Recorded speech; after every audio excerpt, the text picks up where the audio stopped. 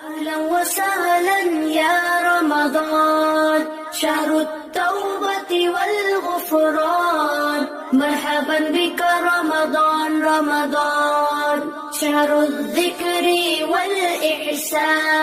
أعوذ بالله من الشيطان الرجيم. بسم الله الرحمن الرحيم. naafilek tey ji ci téereb Sëriñ Suhaybu. guddig juróom meel ga ku ca julli ñeenti raka bu ci ne fatiha ak alam nasra ak qul huwallahu ahad ñetti yoon mel na ni ku xaj junni yoon umra junni yoon te dees na ko musal ci ak ñàkk, dees na dolli wërsëgam. ku ci bëgg ay leeral nag nga dem ci téere bi di Qurratul Ayni di téere bu Sëriñ Suhaybu Mbàkke.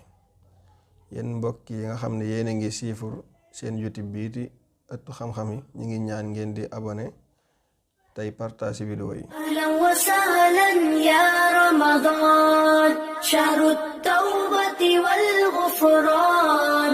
مرحبا بك رمضان رمضان، شهر الذكر والإحسان.